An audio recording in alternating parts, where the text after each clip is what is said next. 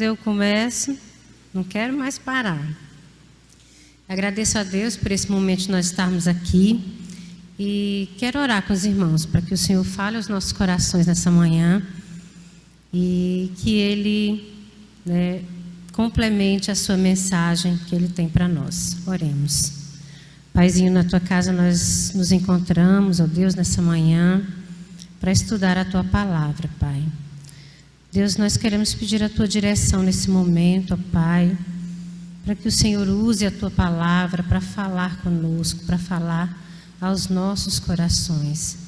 Que possamos, ó Deus, aqui ouvir a Tua voz, Senhor. Eu quero que o Senhor me use como instrumento da Tua vontade. Essa é a nossa oração em nome de Jesus. Amém. Muito bem. No domingo passado, nós tivemos aqui uma ótima lição, um ótimo estudo, trazido aqui a palavra pelo irmão Cleito. E essa palavra ficou a semana inteira no meu coração, pensando em tudo aquilo que foi colocado aqui sobre a questão do orgulho, que nós muitas vezes temos, e principalmente em pensar que o orgulho sempre precede a queda. Fiquei a semana toda pensando sobre isso. Quando a gente viu o exemplo de Adão e Eva, quando ela teve orgulho de querer conhecer mais que Deus, ou tanto quanto Deus, ela caiu em pecado. Quando o povo de Israel quis ser famoso, ter reconhecimento, e decidiu construir a Torre de Babel, eles também caíram em pecado. E a gente vê, só nesses dois exemplos, como o nosso orgulho nos leva à derrocada, à destruição. E o texto, o nosso estudo de ontem, disse que o orgulho ele é só o caminho, ele abre caminho para todos os demais pecados. E hoje nós vamos continuar falando sobre isso, A destruição do homem causada pelo pecado. A destruição gerada por esse pecado. Então, quem tem a revista física, nós vamos ler, vamos estudar o estudo 4 hoje. A aula 4 começa lá na página 20 em diante, Você que está em casa, também pode estar acompanhando. Eu coloquei uma versão em PDF nos grupos da igreja. Você também pode estar acessando esse estudo que eu coloquei lá em PDF. Então, aí da sua casa, você também pode estar acompanhando. Pode estudar depois, porque hoje a gente não vai ter tempo de explorar todo o texto, considerando que nós já temos um horário para encerrar a IBD, devido à reunião do Ministério de Música. Então, algumas coisas a gente não vai se ater. Outra coisa que eu quero esclarecer aos irmãos é que nós não vamos também poder seguir essa dinâmica que está proposta aqui na revista, porque ela não se adequa a esse momento em que nós estamos vivendo, Nós não podemos, esse momento de pandemia, ele não permite a gente se reunir em pequenos grupos, aí como ele sugere, que a gente faça pequenos grupos para ler os textos, fazer as discussões. Então, nós vamos precisar também nos adaptar com relação a isso, certo? Quero cumprimentar todas as pessoas que estão nos assistindo online, aí das suas casas, que você pare o que você estiver fazendo nesse momento e se dedique a esse momento de estudar a palavra. Pegue a sua Bíblia, coloque próximo de você. À medida que a gente for precisando consultar os textos, você vai lá. E se precisar também, eu vou pedir a alguém para estar aqui, para vir fazer alguma leitura. Já de antemão dizendo que nós não vamos poder ler todos os textos, considerando a questão do tempo. Nós temos aí uma seleção de textos bem vastas, umas 6 referências bíblicas, e eu vou pedir que depois vocês estejam, à tarde, durante a semana, dando uma olhada neles, e a gente vai só mencionar né, para que a gente possa otimizar aqui o nosso tempo, tá bom?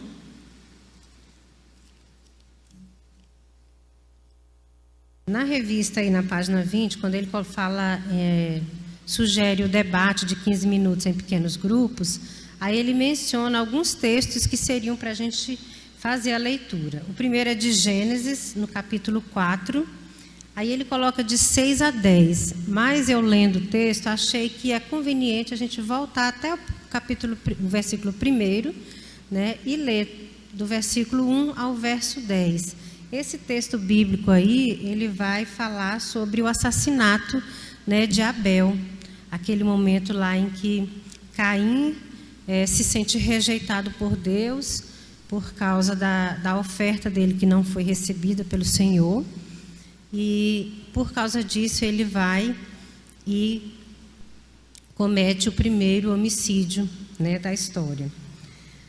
Na sequência, ele sugere a leitura de Gênesis 6:11, né, que é onde Deus já está planejando enviar o dilúvio, né? Nós estamos ainda no capítulo 6 de Gênesis, do momento em que Deus criou a terra, criou o homem. No capítulo 4 nós já vemos, né? No capítulo 3, no domingo passado, nós vimos a queda, né, de Adão e Eva, quando eles, né, infringiram a regra que Deus tinha dado a eles de não comer da árvore que estava no meio do jardim. E aí, a partir da queda, começa, né, a destruição, né, do homem. E aí vem o primeiro homicídio, e aí o pecado, né, ganha uma proporção tão gigantesca nesse período aí, até chegar no capítulo 6, que Deus ali naquele momento já decidiu então que destruiria a terra por meio do dilúvio. Tudo começou por causa, né, do pecado. Depois nós vemos o capítulo 18 de Levítico. No capítulo 18 de Levítico, ele vai falar sobre relações sexuais ilícitas, né? O que era proibido o povo de Israel praticar, né? Relações incestuosas, relações com parentes, relações de parentesco, com enteados, com pessoas próximas, tios. E aí ele vai e elenca todo um rol de atitudes que eram proibidas, né, ao povo de Israel. E a nós também, hoje, né, quando a gente lê aquele texto lá, né, a gente vê muita coisa, abuso de crianças, né, pedofilia, né, o que acontece ainda hoje, né, no nosso meio, infelizmente. Depois nós temos o texto que vai falar lá em Deuteronômio, verso 9 a 15, vai tratar contra os adivinhos e feiticeiros, né? Muita gente andava buscando, né, ouvir adivinhos, ouvir feiticeiros, consultar os médiuns, né, atitudes também reprovadas pelo Senhor. E aí a gente vem para o Novo Testamento. No Novo Testamento, no capítulo 1 de Romanos, do verso 18 a 32, Paulo vai falar sobre a idolatria dos homens. E depois ele vai falar em Efésios, versos 2, de 1 a 3, do pecado e da salvação pela graça. Então, esses são os textos básicos que o nosso estudo de hoje sugere, né, onde a gente vai perceber a que ponto a humanidade chegou a partir da queda, a partir do primeiro pecado, da primeira transgressão lá no Jardim do Éden.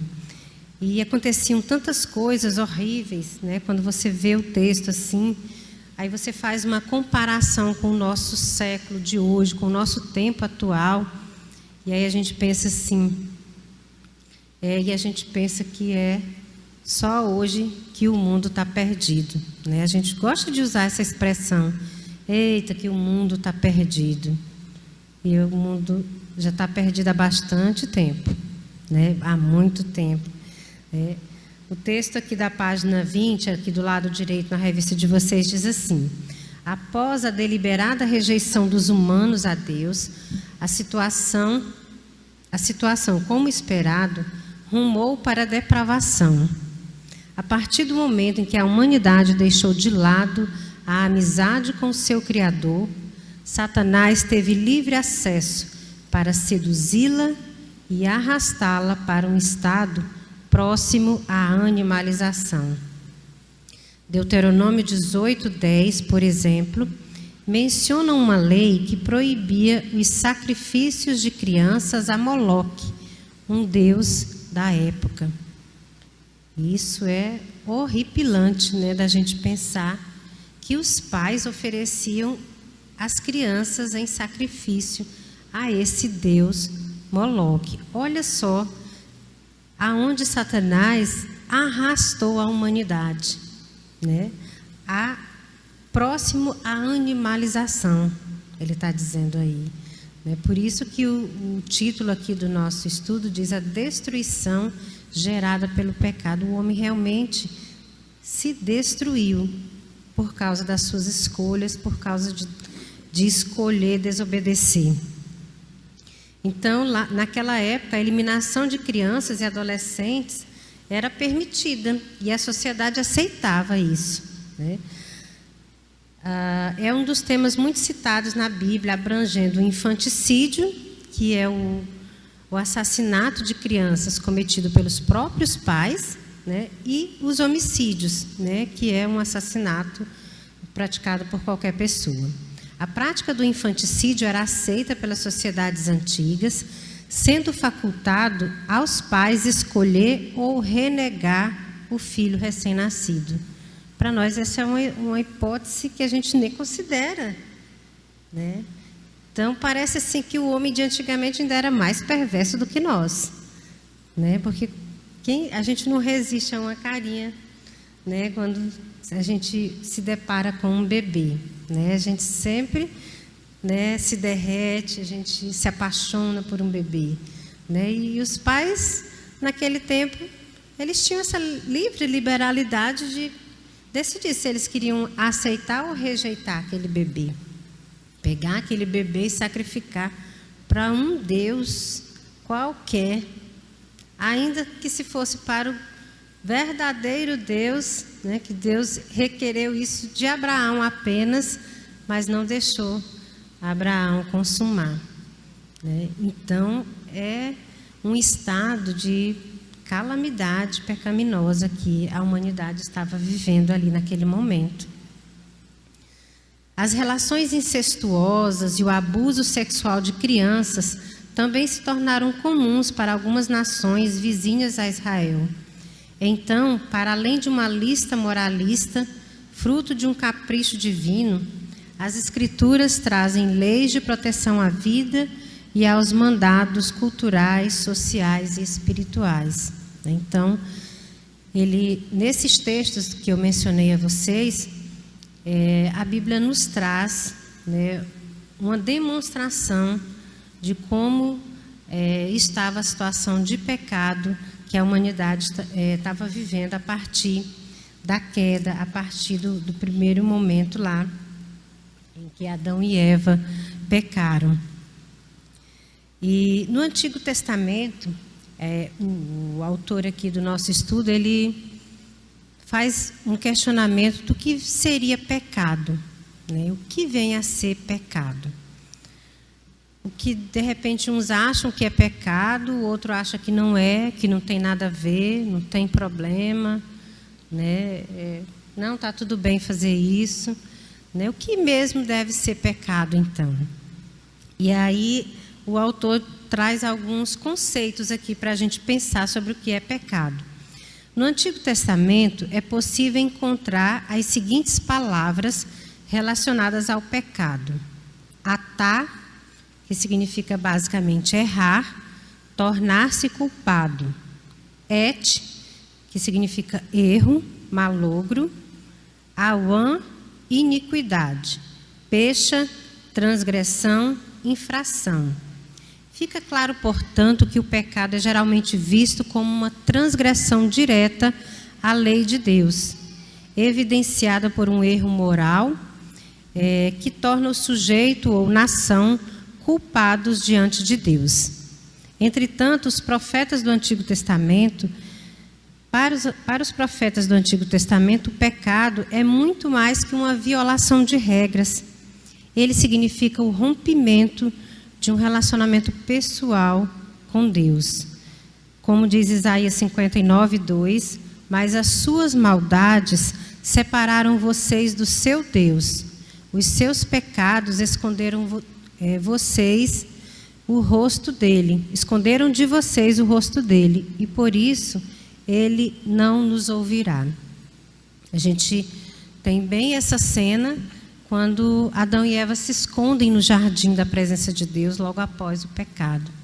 Isaías fala aqui: o pecado de vocês, a maldade de vocês separaram vocês do seu Deus. Então aqui no Antigo Testamento, o pecado, ele era um erro que, além de transgredir a regra, ela comprometia o relacionamento pessoal, né, do homem com Deus. Essa relação ficava prejudicada porque separava Deus, né, do homem, afastava o homem de Deus, né? Então, quando estamos em pecado, nós contrariamos o coração do Senhor. E nós mesmos é quem tomamos a atitude de nos afastar. Algumas pessoas, já ouvi algumas pessoas dizerem assim: não, eu estou afastada porque eu estou vivendo assim, e aí eu sinto vergonha de ir para a igreja, porque eu ainda não consegui me libertar desse ou daquela prática. Então é assim a nossa postura, né, de fazer como Adão e Eva, de tentar se esconder de Deus, como se lá onde você está, né, Deus não estivesse vendo você. De quem é mesmo que a gente está se escondendo? Eu acho que talvez é de nós mesmos, né? Porque o Senhor, Ele é onipresente, Ele está em todo lugar. E assim como a atitude de nos afastarmos da presença do Senhor quando caímos em erro, a atitude de voltar também precisa ser nossa. Precisa a gente tomar essa decisão de dizer: eu quero voltar à casa do Pai. Eu quero voltar para os braços do meu Deus, reconhecendo, né, os nossos erros, pedindo perdão, se arrependendo de fato, né, das más atitudes, dos erros. Então, essa precisa ser uma atitude que nós precisamos adotar. Eu não sei, né, o que tem afligido a sua vida, não sei o que tem prejudicado a sua comunhão com Deus. Você que está aqui no templo, você que está nos assistindo de casa, se tem alguma coisa que tem dominado a sua vida, algum hábito, alguma prática que tem atrapalhado a sua comunhão com o Senhor, eu quero que você pense sobre isso. Eu quero que você busque a direção do Senhor para vencer essa dificuldade, para vencer, né, esse hábito, vencer essa tentação, e buscando no Senhor a força necessária para você vencer, porque não é se afastando de Deus que você vai conseguir lutar. Sozinho vai ser muito difícil você conseguir, mas com a ajuda de Deus, né, você pode vencer, seja qual for, né, o pecado que tenha afligido a sua vida, né? Então, quero que você, nesse momento, esteja pensando: pare de se esconder de Deus, pare de esconder os seus pecados, confesse ao Senhor, peça perdão. E quando nós confessamos o nosso pecado, né, nós somos libertados das mentiras de Satanás, nós somos curados, a nossa alma é curada, né? E nós restabelecemos a nossa plena comunhão com o Senhor.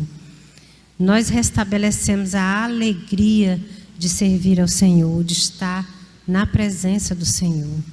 Então não se deixe mais escravizar pelo pecado. Diga ao Senhor o que tem afligido a sua alma, a sua vida, e peça perdão. E receba o perdão do Senhor, e receba a alegria do Senhor. Amém? Então nós vamos dando continuidade.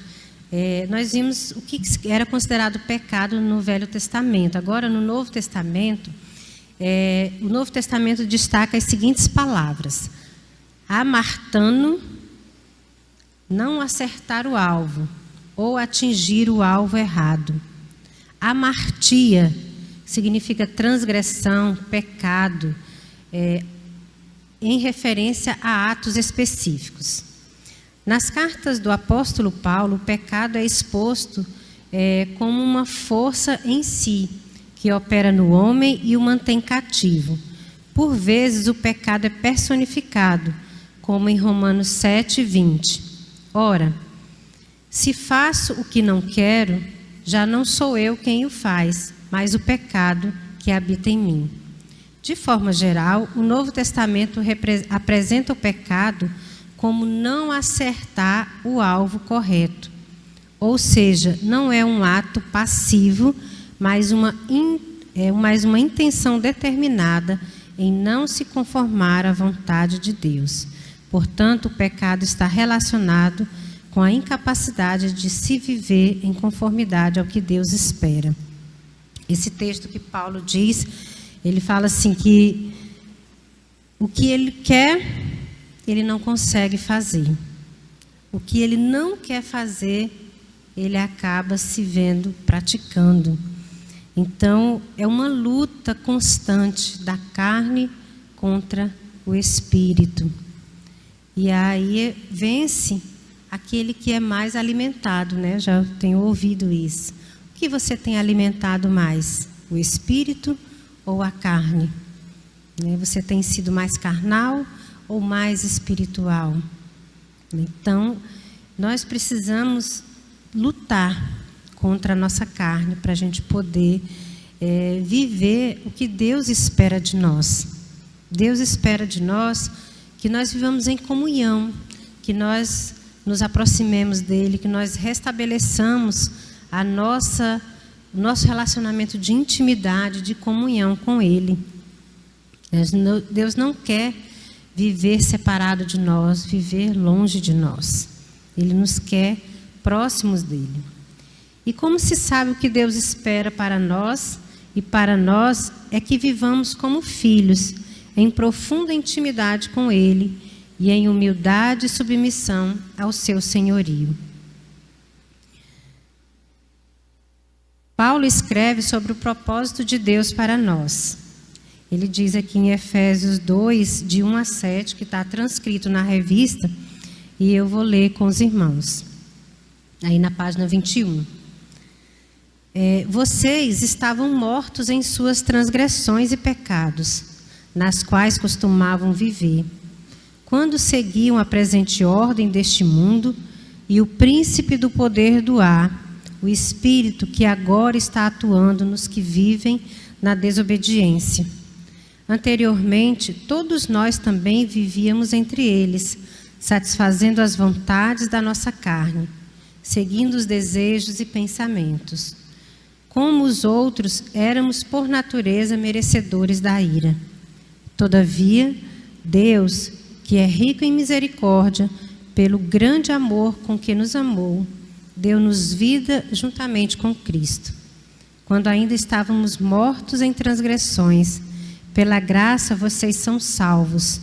Deus nos ressuscitou com Cristo e com Ele nos fez assentar nos lugares celestiais em Cristo Jesus, para mostrar nas eras que hão de vir a incomparável riqueza de sua graça, demonstrada em sua bondade para conosco em Cristo Jesus. Então, nós estávamos mortos espiritualmente. E pela graça, o Senhor nos alcançou. Nós fomos perdoados dos nossos pecados. Mas esse perdão, ele só vem com o reconhecimento, né, dos nossos erros, com o arrependimento, né, um arrependimento genuíno. Não é eu pedir perdão hoje e amanhã voltar a praticar os mesmos atos. Eu preciso me libertar desse cativeiro do pecado. Essa conduta eu preciso eliminar da minha vida. Ao longo da nossa trajetória, da nossa vida cristã, a gente vai adquirindo outros hábitos. Velhos hábitos precisam ser deixados para trás.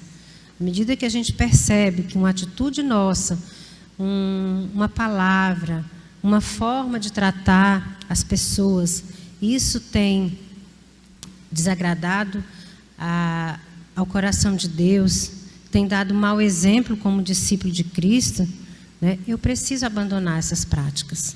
E é uma autoavaliação diária. Nós precisamos todos os dias nos policiar, né? Porque a nossa tendência é para fazer a vontade da nossa carne, né? E nós precisamos estar nessa luta constante para vencermos, né, os nossos desejos e colocarmos Deus em primeiro lugar na nossa vida, para que nós possamos viver como Deus espera de nós, que possamos viver, restabelecer a comunhão, né, que nós um dia já tivemos.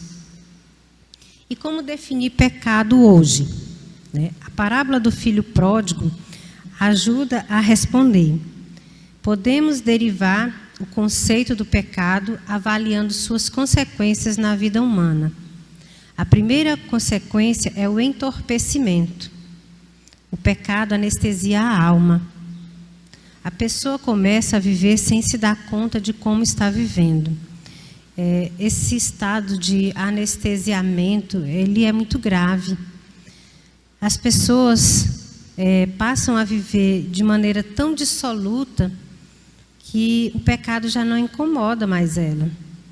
Que ela vai praticando e aquilo ela já não tem mais peso de consciência por estar levando aquela vida desregrada, né? Então o pecado vai fazendo isso, né, com as pessoas.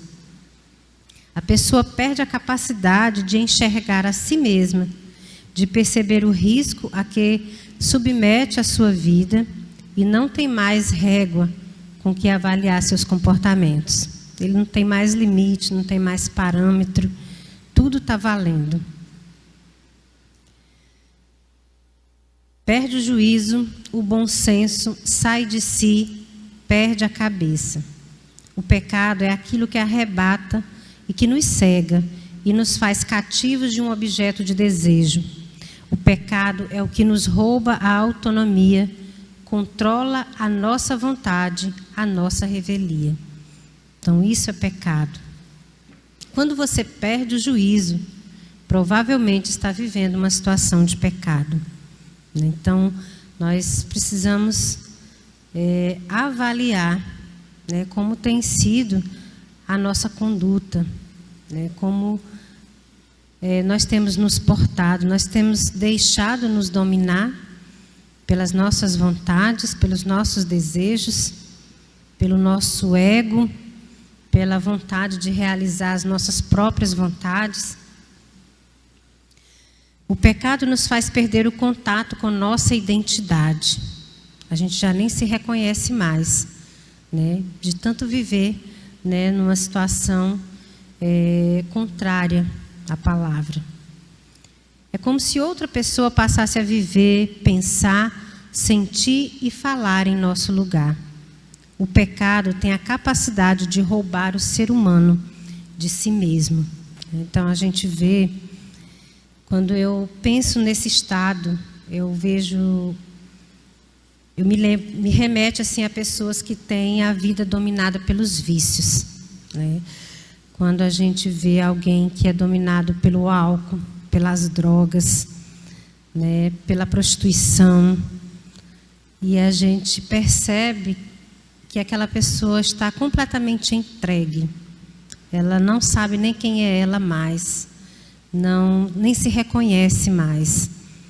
E como é difícil para um viciado conseguir vencer, né, esse vício, porque ali o pecado, né, já domina, né, o vício já tomou de conta dele. E em algum momento lá atrás, ele tomou a decisão de tomar o primeiro gole, porque era uma curiosidade de repente. Aí eu tive um problema e, ao invés de buscar a Deus, eu busquei uma mesa de bar. Eu resolvi experimentar. Algum amigo me ofereceu um cigarro, né? E aí a gente vai entrando pelo caminho do pecado. Exatamente como a serpente fez com Eva. Satanás, ele vai seduzindo a gente, vai nos levando para o precipício, para a beiradinha lá, e depois ele nos empurra ladeira abaixo para ver a nossa queda. Por isso é que a gente precisa vigiar. A palavra do Senhor nos diz que o inimigo da nossa alma, ele anda rondando ao nosso redor, esperando que a gente dê uma vacilada do pé, procurando quem vai dar uma brechinha, procurando a quem tragar. Nós precisamos estar atentos, vigiar, para a gente não cair em tentação. Quando o Senhor Jesus nos ensinou na oração do Pai Nosso, livra-nos, né, de cairmos em tentação, porque nós todos os dias somos tentados. Todos os dias Satanás, ele nos lança, nos joga um laço, joga uma casca de banana para a gente pisar, né? E se a gente vacilar o pé, a gente escorrega. E é grande a nossa queda. E por isso, a gente precisa evitar cometer o primeiro ato de desobediência, porque aí geram outros e outros e outros e outros. E as consequências é a destruição completa, né? Como nós vimos, né, na história do povo de Israel, o quanto eles sofreram por causa da desobediência, quanto a humanidade hoje sofre, até hoje, por se afastar do Senhor. Nós achamos que a maldade, hoje, na nossa atualidade, está pior do que antigamente. Mas se a gente for olharmos para o parâmetro da Bíblia, né, acho que naquela época era pior ainda do que nós vivemos hoje. A gente fica estarrecido com muitas atitudes, com certos comportamentos, com as pessoas escarnecendo da palavra, comportamentos libidinosos, né, práticas sexuais ilícitas, pessoas viciadas em pornografia, pessoas cometendo adultério, pessoas que não se controlam, né, a sua vida sexual, que têm doenças compulsivas, doenças sexuais compulsivas, né, que são escravos da masturbação, né? E aí a gente vê que não é só hoje que acontece isso, né? Quando você vê lá em Levítico 18, ele traz pelo menos mais de 20 versículos falando uma lista enorme de relações sexuais ilícitas, proibidas, que as pessoas estavam tendo naquela época, com crianças, com parentes, com pai, com mãe, com primo, com tio, com todo mundo. Então, o mundo inteiro jaz no maligno, como disse João, né? O mundo inteiro jaz no maligno. E já faz bastante tempo, não é só hoje que o mundo está perdido. Já há bastante tempo. E nós precisamos deixar a nossa luz resplandecer nesse mundo de trevas. Nós não podemos nos conformar, nos comportar como o mundo tem se comportado. E eu queria agora pedir a alguém que pudesse vir aqui ler, pode usar esse microfone aqui, Romanos no capítulo 1, do verso 18 a 32, nós vamos ver apenas uma demonstração nesse texto aqui de Paulo, de como as coisas já aconteciam lá naquela época, né? Lá no primeiro século depois de Cristo, né? Como que o pecado já imperava no meio das pessoas, que as pessoas já transgrediam a palavra. Quem poderia vir fazer a leitura? Irmão Cleiton. Obrigada. Os irmãos estejam acompanhando a leitura do irmão Cleiton. 32. 18 a 32. Portanto, a ira de Deus é revelada do céu contra toda a impiedade e injustiça dos homens que suprimem a verdade pela injustiça. Pois o que de Deus se pode conhecer é manifesto entre eles, porque Deus lhes manifestou. Pois desde a criação do mundo, os atributos invisíveis de Deus, seu eterno poder e sua natureza divina, têm sido vistos claramente, sendo compreendidos por meio das coisas criadas, de forma que tais homens são indesculpáveis. Porque tendo conhecido a Deus, não o glorificaram como Deus, nem lhe renderam graças, mas os seus pensamentos tornaram-se fúteis, e os seus corações insensatos se obscureceram. Dizendo-se sábios, tornaram-se loucos, e trocaram a glória de Deus imortal por imagens feitas segundo a semelhança do homem mortal, bem como de pássaros, quadrúpedes e répteis.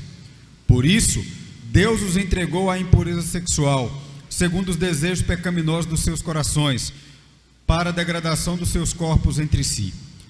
Trocaram a verdade de Deus pela mentira, e adoraram e serviram as coisas e seres criados, em lugar do Criador, que é bendito para sempre. Amém. Por causa disso, Deus os entregou a paixões vergonhosas. Até suas mulheres trocaram suas relações sexuais naturais por outras, contrárias à natureza. Da mesma forma, os homens também abandonaram as relações naturais com as mulheres e se inflamaram de paixões uns pelos outros. Começaram a cometer atos indecentes, homens com homens, e receberam em si mesmos o castigo merecido pela sua perversão. Além do mais, visto que desprezaram o conhecimento de Deus, Ele os entregou a uma disposição mental reprovável para praticarem o que não deviam. Tornaram-se cheios de toda sorte de injustiça, maldade, ganância e depravação. Estão cheios de inveja, homicídio, rivalidades, engano e malícia. São bisbilhoteiros, caluniadores, inimigos de Deus, insolentes, arrogantes, presunçosos, inventam maneiras de praticar o mal, desobedecem aos pais, são insensatos, desleais, sem amor pela família, implacáveis. Embora conheçam o justo decreto de Deus, de que as pessoas que praticam tais coisas merecem a morte, não somente continuam a praticá-las, mas também aprovam aqueles que as praticam. Professor Ilmo, posso fazer um comentário? À vontade.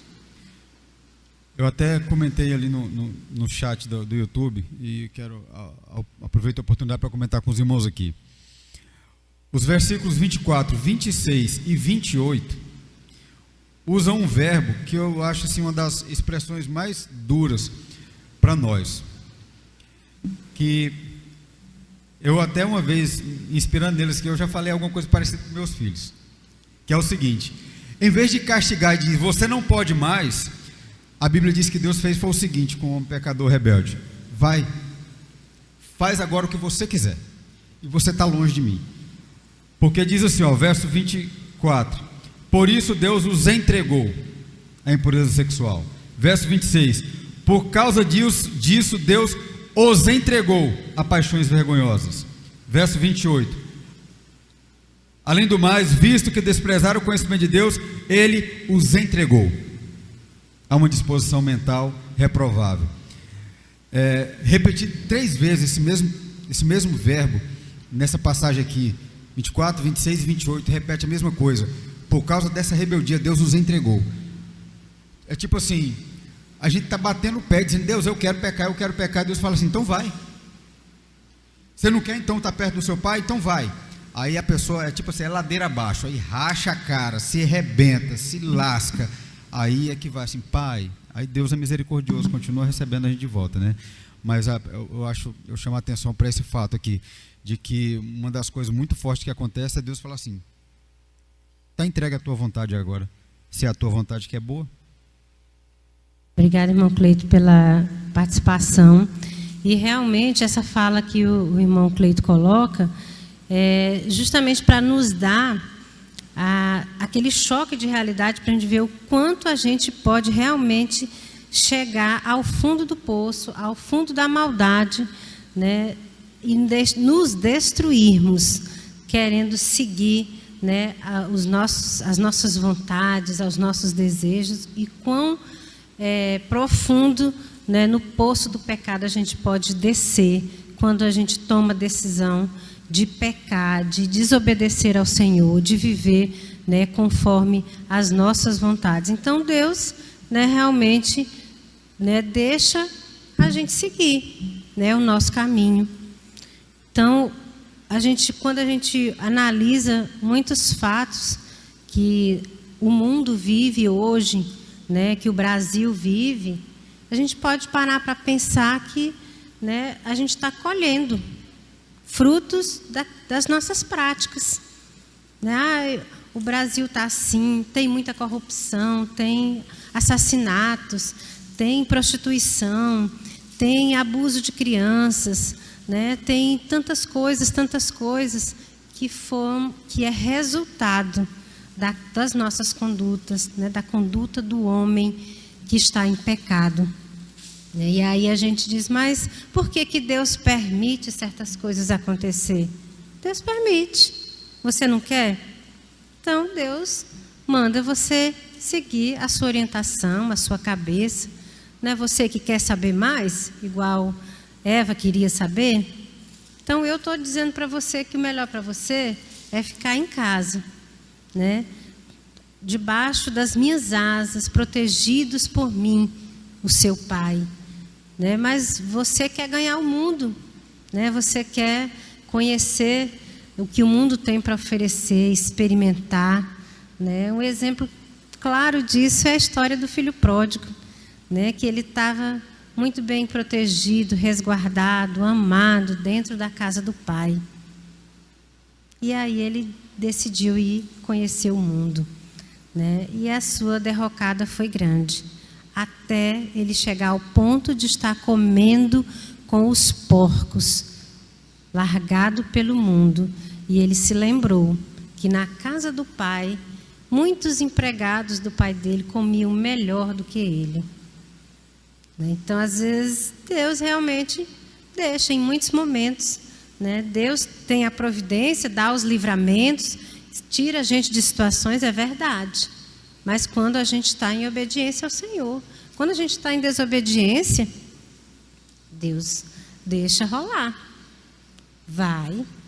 Nós vamos deixar você seguir o seu caminho, então. Então a gente precisa pensar nas consequências do nosso pecado, daquilo que nós temos feito, que tem nos afastado do Senhor. Como é que está o meu relacionamento com Deus? Tem alguma coisa, né, no meu relacionamento com Deus que precisa ser aprimorado? Tem alguma prática que eu preciso deixar? Então, nessa manhã, eu quero que nós pensemos sobre isso. Porque quando nós pecamos, o pecado ele não afeta apenas a mim pessoalmente, a minha vida espiritual somente. O pecado, ele traz outras consequências para além da nossa vida. Ele afeta algumas dimensões, né? Aqui o autor, na página 22, ele coloca que quando nós pecamos, acontece a separação espiritual, que é a primeira consequência de quando nós pecamos, é se romper o nosso relacionamento com Deus. Nós nos afastamos do Senhor, nós nos distanciamos dele. Mas esse pecado, ele tem consequências que repercutem também nas nossas relações pessoais, no casamento, nas relações com os filhos, no trabalho. Então, todas essas áreas, elas são afetadas também como consequência do nosso pecado.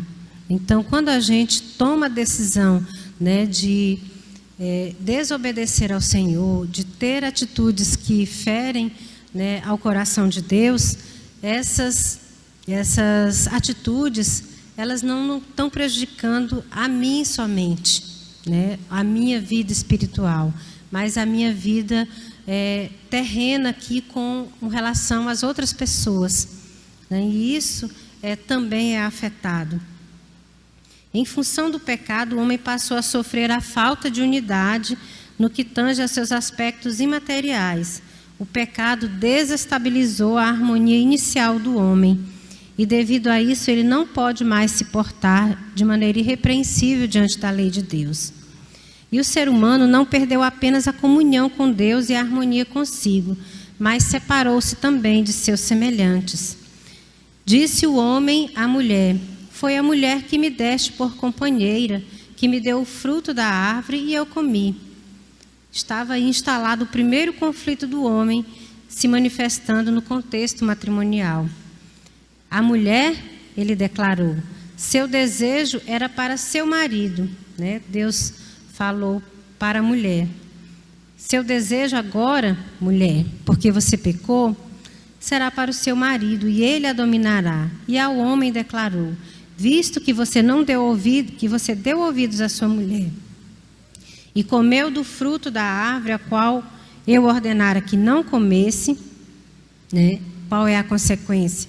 O que se nota é que não existe mais harmonia matrimonial. Antes sobressai a desavença como consequência do pecado. Entretanto, o relacionamento homem e mulher não é o único prejudicado, mas qualquer outra espécie de relacionamento, pois em Gênesis 4 podemos notar o ciúme e o homicídio de Caim contra Abel. Por consequência do pecado, a natureza passa a sofrer. Note que agora o Senhor diz: maldita é a terra, ela lhe dará espinhos e ervas daninhas e estará sujeita à futilidade. O relacionamento do homem com a natureza também é afetado, pois ele precisa trabalhar para a sua sobrevivência, pois a terra deve ser cuidada para que dê frutos. Antes, lá no Éden, era só ele ir lá e colher as frutas do jardim, né? Agora não. Agora ele vai ter que lavrar a terra, plantar, cuidar, até chegar ao ponto da colheita. Por meio da morte de Jesus Cristo, a solução para a separação ocasionada pela queda é providenciada e garantida. Agora, a reconciliação com Deus e a cura psicológica e social do homem podem ser realizadas por meio da fé em Cristo. E no futuro, a restauração completa ocorrerá, até da natureza.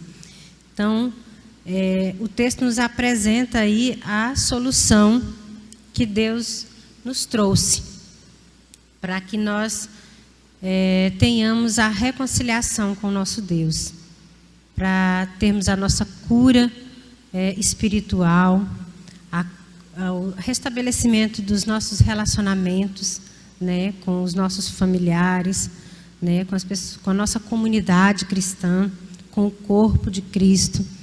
Então, nós precisamos voltar, né, para a casa do Pai e buscarmos corrigir as nossas condutas, as nossas práticas, sabendo que, se assim não agirmos, o pecado sempre nos levará à nossa derrocada, à nossa destruição.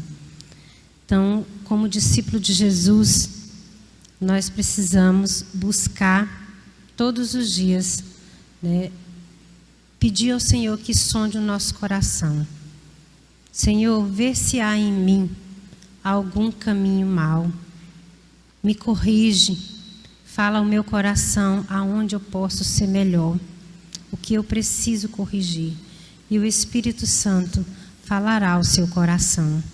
Então, que nessa manhã você possa estar ouvindo a voz do Espírito Santo, aquilo que o Senhor falou com você hoje, que você precisa melhorar, que precisa corrigir, que o Senhor possa trabalhar, você possa permitir que o Senhor esteja trabalhando na sua vida, no seu coração, para você ter plena comunhão com o Senhor e, por consequência, plena comunhão com a igreja, com o seu casamento, com seus filhos, que o Senhor mesmo é quem nos dará.